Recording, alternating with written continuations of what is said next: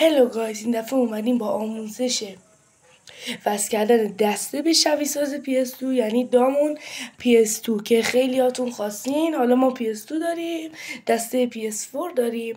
حالا شما هر دسته ای داشتین رو میتونین بهش وصل کنین. برو بریم. برای این کار ما وارد شبیه ساز دامون PS2 میشیم، دامون X2، و دستمون رو میاریم، بلوتوث موبایلمون رو روشن میکنیم و دسته رو به موبایلمون وصل میکنیم، کانکتش میکنیم که از طریق بلوتوث کانکتش میکنیم. دسته ما کانکت شد. وارد یک بازی میشید.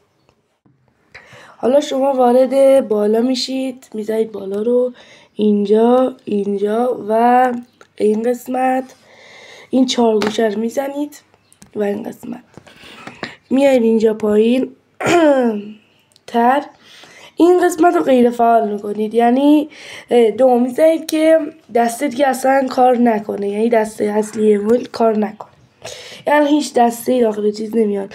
میرید اونور وارد این میشید، دسته رو خودش کانکت کرده، وارد اون میشید.